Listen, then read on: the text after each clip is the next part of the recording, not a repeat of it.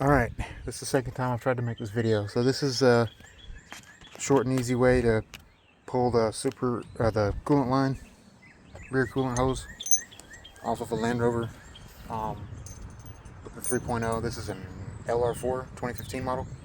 And as you can see, I've got it out. It's the old one.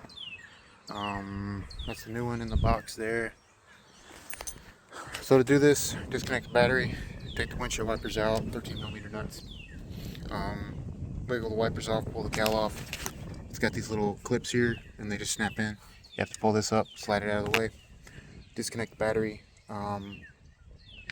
Disconnect this guy here. It sits on these nuts like this. No, this will sit here. Yeah, that will sit here, and the same thing on the other side. And it's got two little nuts. Pull those nuts off. Pull the whole thing off. The reason you got to pull the valence is because it's got these three nuts here, and they go in right here. So you'll have to kind of pry this down a little bit, pull that thing out, and it'll give you more room. It's a lot more helpful. See, I had to take off this vacuum hose. That guy there snaps in here, and then it goes into the back somewhere. I think, let's see. Well, let me see. Just like this. Where did it go? That's not okay. Yeah. So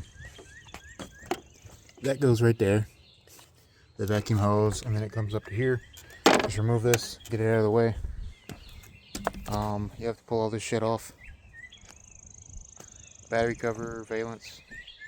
I just pulled that panel off just in case I needed it, but I really didn't need it.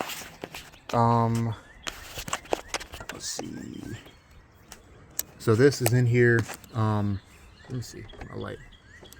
This guy was in here. Trying to get some light for you. You can see. Okay. It was on here like this. With some little T30s. I just took them out. And then you can slide this around. I took off. There's an electrical connector here. This hose was already broke. That goes on the backside of the rear coolant pipe, because that's why I was leaking coolant. So yeah, and then let me see what else I did. What else I had to remove? I pulled those two off so I could move this thing around and give me some more room to swing this thing. And then there's a whole bunch of like zip ties on this thing. You'll try to have to pop them out. I just ended up breaking them, and I'm not gonna put them on like that again in case I ever gotta service this thing again, because it was a pain in the ass.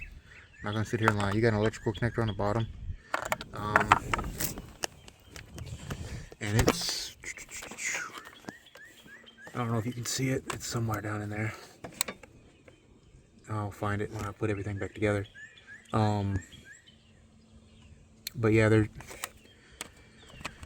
just take your time and go slow, and you'll be okay. You don't want to rush a job like this, because it is not fun. It's not very hard. It's just really tight, and you got to remove a lot of shit out of the way in order to do it. So, oh, I took off this rubber too around this so I could pull the valence off, and then I just took it off so it wouldn't be in the way. Let's see if I can get some more light in here. Okay. You don't have a whole lot of room to work with back here. Good tip to have. These are the bolts you got to take out in the back. Everybody says they're T30. They're not. It's a T27. And another little tool that'll save your life. Get you a 1/4 inch small ratchet with a wobble extension kit. Just go and get you like a $30 wobble extension kit. and makes the job a whole lot easier pulling the bolts out, because you don't want to strip those out. Because if you do, you're gonna want to kill yourself. Let's see. This went on. Yeah, that's right. Magnet. This went on like this. Something like that. Yeah. And that sits there, and then the engine cover bolts into that. I took this bracket off, a helpful tip.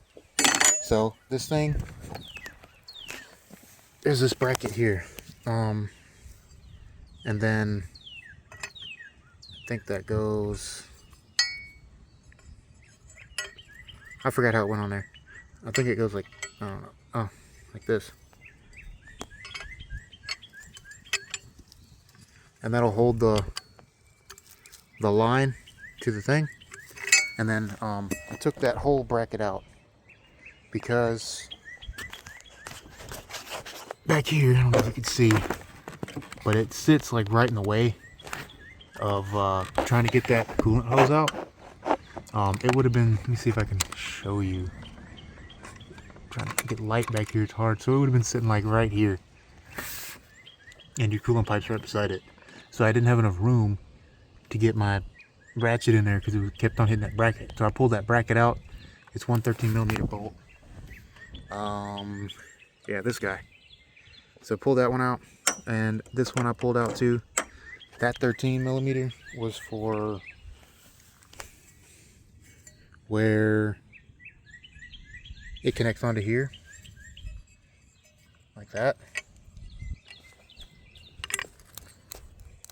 And then this one, you got a guide pin on the back of the block, you'll see. And then the bolt just goes through right there. And just pull that whole thing out. Take an extra 5 minutes and do that. And it'll save you so much freaking headache pulling out this thing. And then go in here with some wire snips. Zip tie snips, you know what I'm talking about. The little cutters. And just cut all the zip ties that you can see on the thing, because this little electrical thing is going to get in the way a lot. And when you bring it out, make sure you bring it to the passenger side. So you'll want to go, I pulled it back and then kind of tilted it up and then kind of rotated it out this way. So like back, then out, and then around, and the whole thing came out. But I didn't have to pull this off because it was already off. So that saved me. But if you do, it's not going to be fun. And it's not going to be fun putting it back on. But you got a whole bunch of places where electrical connections are, like right here, right there. You got one over here. And then you got one right here. And I'm not hooking any of that shit back up because it's pointless. So one big line here, one small line here with a hose clamp, one electrical connection, and 6 T27 Torx bits. And this thing was nasty anyway, but it kind of gives you a rough idea of what you got to do. I've seen videos of people doing this and it's not very informative, and this might not be, but I just figured I'd give y'all some insight and some helpful tips to get this thing out. But that wobble bit, this thing is going to save your butt. I tell you what, man, because it comes in handy getting in the tight spot back there, because you can't get a regular size 3/8 ratchet in there. It won't, you'll hit everything and then you won't be able to turn the ratchet and it'll be really annoying. So go ahead and invest in those and you'll thank me later. Another trick on that bottom one on this side, this thing you really can't use. So take you a 1/4 inch ratcheting wrench, put it on the end of this guy. Let me show you. One moment.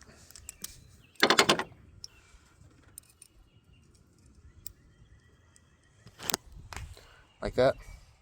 And then you can put it on there and then turn your ratchet and it'll pull the bolts out, because you don't have enough room to work very much back there, and this will really help you out a lot. But go slow and take your time. so you don't break any of the bolts or strip the heads of the bolts out, because if you do, your life's really going to suck for a minute. Because you see, you don't really have any room to work with back here whatsoever. So just take your time and be careful, and you can get it done.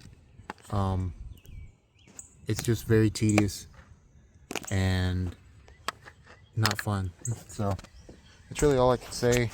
I'll make another video when I pull this supercharger up one day and put all the new coolant lines underneath it, but hopefully that won't be for a while. But I figured this might help somebody a little bit at least. So there you go.